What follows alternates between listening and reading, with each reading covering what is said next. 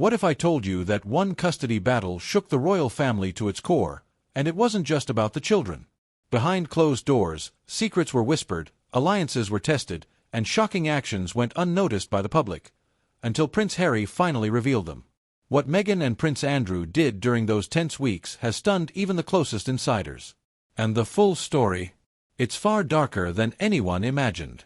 At first glance, everything looked perfect. The royal family moved through their public appearances with grace and elegance, smiles fixed, cameras flashing, and speeches delivered flawlessly. But behind the palace walls, tension was quietly building. Prince Harry, once known for his playful charm and mischievous grin, was about to face a personal and legal battle that would test not only his resolve but the very bonds of his family. For years, Harry had been known as the rebel prince, the one who spoke openly about mental health and the pressures of royal life. But what few realized was just how deeply the family's dynamics could affect him, and how dangerous quiet disagreements could become when powerful figures were involved. Did you know that in 2018, Harry had secretly met with top legal advisors about child custody and family protection? These meetings were never publicized, but they foreshadowed the storm that was about to arrive. Meanwhile, Meghan Markle was navigating the complexities of royal life in her own way. Publicly, she was the supportive duchess, attending charity galas and royal tours. Privately, however, insiders say she was already forming strategies to protect her family from internal power struggles. In one lesser-known move, she quietly established a network of advisors who were tasked with documenting every interaction that could impact her children's future, a step no royal had ever taken so preemptively. Prince Andrew, on the other hand, was playing a different game. Behind closed doors, he had been quietly attending late-night meetings with palace aides, offering guidance and influence on matters that didn't directly involve him. Few people outside the inner circle knew about these secret meetings, but they would later prove critical in shaping alliances and conflicts. The calm of the palace was deceptive. While the public saw carefully choreographed events, the private corridors were buzzing with whispered conversations and strategic plans. Letters exchanged between family members contained subtle warnings, cautious advice, and hints of betrayal. Even the staff felt the tension. Some reported overhearing conversations that hinted at decisions being made without the family head's full knowledge. And yet, all of this was still just the beginning. The question that lingered in the air, unspoken but heavy, was clear. How far would Meghan and Andrew go to secure their interests, and how prepared was Harry to face the consequences? The answer would soon unfold, and when it did, the calm would be shattered, exposing secrets that the public never imagined existed. But what no one expected was the royal family's attempt to manipulate the narrative before the battle even began. And that quiet, calculated move would change everything. The spark came suddenly, like a flare in a darkened room. One leaked document, meant to remain private, landed in the hands of journalists and set off a chain reaction that no one in the royal household could control. It wasn't just any document. It detailed contentious claims about child custody, care routines, and alleged disagreements between Harry, Meghan, and other family members. Within hours, the royal world shifted from calm tradition to a brewing crisis. Harry was blindsided. He had expected scrutiny, of course, but never imagined that the very people he trusted most could be maneuvering behind the scenes against him. Reports suggest that Meghan, acting decisively, had quietly arranged a private mediation with legal advisors, intentionally keeping key palace aides in the dark. The move was bold, controversial, and unprecedented in modern royal history. Did you know that this was one of the first times a member of the royal family had bypassed palace protocols entirely to protect their own family? It sent shockwaves through the inner circle. Meanwhile, Prince Andrew's involvement added another layer of complexity. Insiders revealed that he had been in confidential late-night meetings with influential aides, offering guidance on how the family should handle custody discussions. What made this alliance unexpected and alarming was that Andrew and Meghan had little reason to coordinate. Yet somehow, their actions aligned, creating a secretive partnership that blurred lines of loyalty and trust. Few believed it possible, but their collaboration was a calculated move that would later be seen as a turning point in the conflict. The palace's corridors, usually serene and ceremonial, became tense with whispered conversations and discreet warnings. Private letters and emails, some later leaked, show advisors cautioning Harry, "Be careful whom you trust. Not all who appear loyal are allies." And while the public saw only polished smiles at royal engagements, the palace staff were witnessing a different reality. One filled with anxiety, power struggles, and subtle manipulations designed to influence outcomes in the custody battle. Shocking historical context: royal disputes over children are far from new. In 1936, a private disagreement over the care of the Duke of Windsor's family caused secret meetings, hidden correspondences, and even subtle threats, all of which remained unknown to the public for decades. History was quietly repeating itself, this time in the 21st century, with Harry caught in the middle. The spark had ignited, but the fire was only beginning. The strategic moves by Meghan and Andrew were carefully plotted, but the full extent of their influence remained hidden. Harry's next steps would be crucial. Every decision, every private conversation, could either protect his family or expose them further. And yet, the most shocking part was still to come. What really happened in those private meetings? Who made the decision that would change the course of the royal family forever? The answers were hidden, and the world was about to learn them. As soon as news of the custody dispute leaked, the press descended like a storm. Headlines screamed accusations, speculation, and betrayal. "Royal family in crisis," blared one tabloid. Another ran, "Harry versus Meghan, hidden family secrets revealed." Social media erupted with debates, memes, and heated commentary. For the public, it was a spectacle, a royal family on the brink, but for Harry, Meghan, and Andrew, it was a nightmare unfolding in real time. Shocking fact: the royal family has a long history of controlling the narrative. In 1993, after the separation of Princess Diana and Prince Charles, palace aides used private PR firms to leak favorable stories while quietly suppressing others. But this time, the media frenzy was beyond their control. Leaks came from multiple sources, including insiders who felt the palace's usual channels weren't acting fast enough. The press didn't just cover the events, they scrutinized every detail. Reporters analyzed private emails, personal schedules, and even security protocols, piecing together a narrative that shocked the public. Meghan's discreet legal meetings, Andrew's secret advisories, and Harry's attempts to protect his children were all turned into headlines. Yet the media didn't fully grasp the depth of the coordination happening behind the palace doors. Inside the palace, aides scrambled. Emergency meetings were held to craft official statements. Briefing notes were sent to journalists with carefully worded information, intended to guide public perception. The royal family had long mastered the art of image management, but the custody battle exposed vulnerabilities that even seasoned advisors struggled to contain. Did you know that one palace source later admitted they considered releasing selective leaks to distract the press from more sensitive internal conflicts?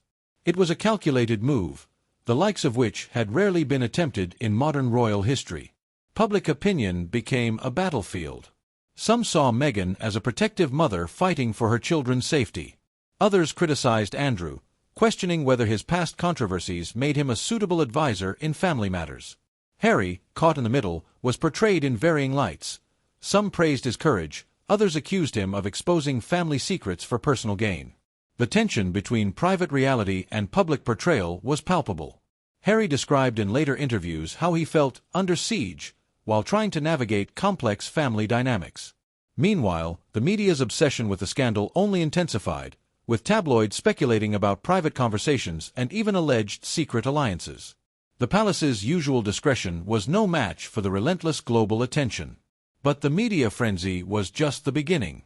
Every headline, every rumor, increased the pressure on the family, forcing decisions that would have long-lasting consequences. And while the public watched the drama unfold, they had no idea of the deeper secrets hidden behind the palace. The question remained: how far had Meghan and Andrew gone to influence events before the world knew? And which of their actions would ultimately come to light first? The story was far from over, and the next chapter would reveal the real battles happening behind closed doors.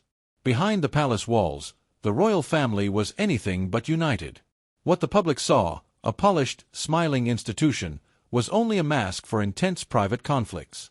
As the custody dispute escalated, old tensions resurfaced, alliances shifted, and the cracks that had been hidden for decades widened in plain sight.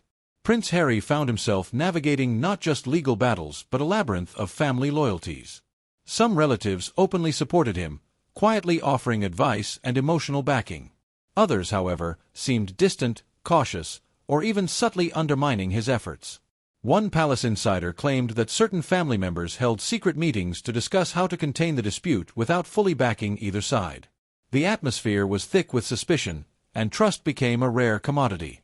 Shocking fact: letters exchanged between senior family members during this period revealed veiled warnings and strategic advice. In one note, a relative reportedly wrote, "Protect the children, but beware of who you rely on. Not all family ties are what they seem." These letters, never intended for public eyes, painted a picture of a family at war quietly within itself. Meghan's role added fuel to the internal fire. While publicly supportive, she had created a private network of allies, lawyers, advisors, and close friends, who coordinated behind the scenes. Some palace aides believed these efforts were necessary for her children's protection, while others interpreted them as a power play, challenging the traditional hierarchy of the monarchy. Meanwhile, Andrew's involvement further complicated matters. Though rarely seen in public with Meghan during this period, insiders suggest he had been advising her on how to navigate palace politics, creating a secret alliance that few expected. The family dynamics mirrored historic royal conflicts. Centuries of precedent show that private disputes often influenced public perception. In 1936, the abdication of Edward VIII wasn't just a matter of personal choice. It was a culmination of months of secret letters, private meetings, and whispered warnings among family members and government officials. History, it seemed, was quietly repeating itself, albeit in the modern media era. Even minor interactions became politically charged. Casual dinners, private garden walks, and routine meetings were all laced with tension. Staff reported overhearing whispered arguments and discreet warnings, some so subtle that they could be easily dismissed, but when combined, they created a web of intrigue. Insiders later claimed that these moments determined who could be trusted and who was secretly maneuvering to influence the outcome of the custody dispute. The stress also affected health and morale. Prince Harry reportedly confided to a close aide that he felt isolated, trapped between family expectations and his desire to protect his children. Meghan, balancing public duties with private negotiations, carried a similar burden. Meanwhile, Andrew, who had his own reputation to manage, navigated the delicate balance of supporting an ally without appearing over-involved. Shocking revelation: a confidential meeting in the weeks leading up to the public dispute reportedly involved nearly a dozen senior advisors, all discussing potential strategies to influence Harry's decisions. Some advocated secrecy, others transparency, but the diversity of opinions only heightened the tension. The palace, normally a symbol of order, had become a chessboard of competing interests. And yet, no one could predict how these private struggles would spill into the public eye. Which secret alliance would have the greatest impact? And how far would family members go to protect their image, even at the expense of one another? The answers were about to shake the monarchy to its core. Once the custody dispute entered the public arena, the stakes changed entirely. What had begun as private disagreements behind palace walls quickly became a legal battlefield. Lawyers were called in, court documents drafted, and strategies debated, not just for the custody of children, but to protect the reputations of some of the most scrutinized people in the world. Shocking fact: members of the royal family are not ordinary citizens when it comes to legal matters. Historically, they have enjoyed certain immunities and protections under royal law, including limited liability and confidentiality privileges. But in this case, those protections were being tested in ways the monarchy hadn't fully faced in decades. Harry, Meghan, and Andrew each had their own legal teams, and the battles weren't just about custody. They were about authority, loyalty, and influence within the palace itself. The public first caught wind of legal motions when court filings hinted at conflicts over communication, decision-making rights, and guardianship arrangements. Reporters combed through documents looking for any sign of tension, while palace spokespeople scrambled to issue carefully worded statements. Behind the scenes, however, the legal struggle was far more complex. Meghan's team had prepared extensive evidence to demonstrate her children's best interests, while Andrew's advisors reportedly argued for involvement based on historic precedents of extended family oversight. Shocking revelation: palace insiders later disclosed that this was one of the rare occasions where a senior royal member faced a formal legal challenge without the intervention of the Crown's private legal counsel. This unusual move meant that no one could fully control the narrative, leaving the family vulnerable to both legal scrutiny and public judgment. The legal battle also had historical echoes. In 1917, King George V introduced rules governing royal succession and the custody of minor royals, emphasizing family unity but allowing for legal intervention when conflicts arose. In the modern era, these rules created gray areas that lawyers could, and did, exploit. The unprecedented cooperation between Meghan and Andrew, combined with Harry's desire to protect his children, tested these rules in ways no one had imagined. The pressure wasn't just legal, it was personal. Every motion filed, every strategy discussed in confidential meetings, had the potential to leak to the press, further fueling public scrutiny. Insiders reported that Harry spent hours reviewing potential outcomes, weighing each legal argument against both family dynamics and media exposure. Meghan, meanwhile, coordinated evidence and witness statements, ensuring that the focus remained on the children's welfare while quietly influencing public opinion. Public reaction added another layer of complexity. Citizens debated whether royals should be held to the same legal standards as ordinary people, while commentators dissected every decision made in court filings. Some sympathized with Harry's fight to protect his children, while others criticized Andrew's involvement, citing prior controversies and questioning his motives. The palace's image hung in the balance, vulnerable to every rumor and legal twist. Shocking fact, the legal dispute prompted consultations with historians and royal law experts to determine how previous custody conflicts had been managed in the monarchy's long history. Some compared the situation to minor disputes during Edward VII's reign, where private agreements and quiet settlements avoided public attention, but this time, secrecy was impossible. By the end of the first round of legal hearings, it was clear, the royal family's protections weren't absolute. The combination of public scrutiny, intricate family dynamics, and legal precedent had created a perfect storm. What had started as a personal disagreement had become a defining moment in modern royal history. And yet, the most consequential revelations were still to come. How would the family handle the fallout from legal exposure? Which alliances would crumble under pressure, and which hidden truths would finally see the light of day? The answers were about to redefine the monarchy in ways no one could have predicted. The dust settled slowly, but the consequences of the custody battle were immediate and far-reaching. The royal family, long seen as a symbol of stability and tradition, was now under unprecedented scrutiny. The public had watched every move, every statement, every subtle shift in alliances, and opinions were divided. Some hailed Harry and Meghan as brave defenders of their children, while others criticized Andrew's involvement and questioned the monarchy's judgment. Shocking fact, surveys conducted during this period revealed a rare dip in public confidence in the royal family.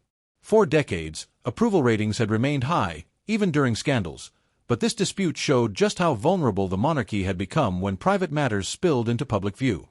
It was a stark reminder that in the 21st century, royal actions could never remain hidden. Behind closed doors, the family was grappling with internal consequences. Relationships that had once seemed unbreakable were strained. Trust, already fragile from the legal battles, was eroding. Prince Harry reportedly had long conversations with a few key allies about whether reconciliation was possible or if certain family members had permanently crossed lines. Meghan, meanwhile, focused on stabilizing her family and protecting her children, determined to prevent further public drama from affecting their lives. Even Andrew, who had navigated the legal and media storms with careful calculation, felt the fallout.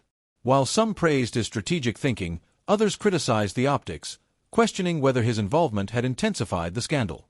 His reputation, already complicated by past controversies, faced renewed scrutiny, demonstrating just how far the effects of a single legal dispute could ripple through the monarchy.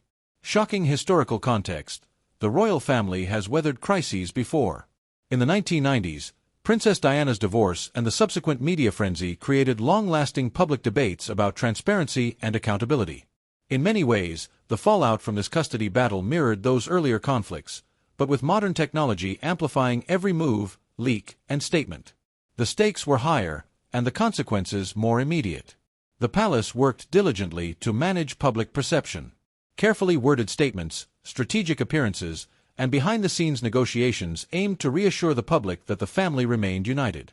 But the challenge was unprecedented. The very alliances that were supposed to stabilize the family had been exposed, leaving the institution vulnerable.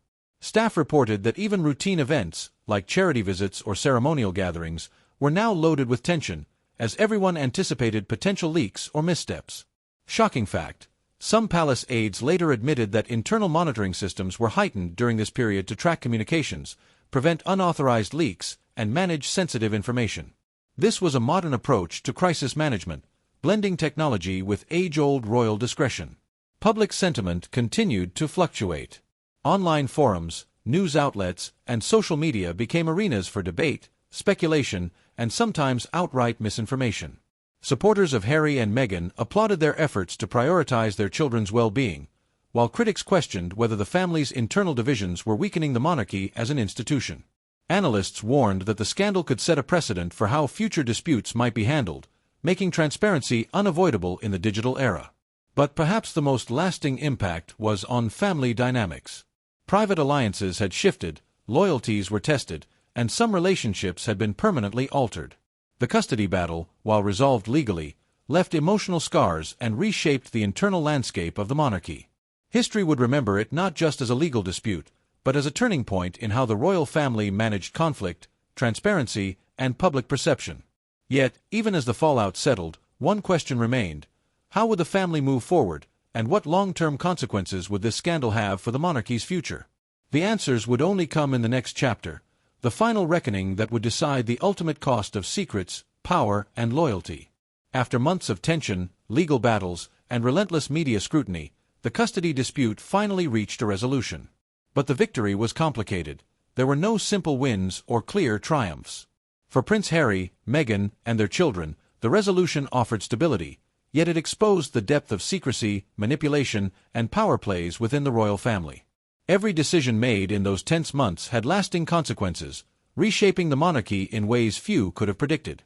Shocking fact: sources revealed that the final agreement included private conditions never disclosed to the public. Certain communications, access rights, and even family interactions were governed by unseen clauses designed to protect the children while maintaining royal protocol. These protections reflected a delicate balance between public duty and private family care, a balance few had ever witnessed in such detail.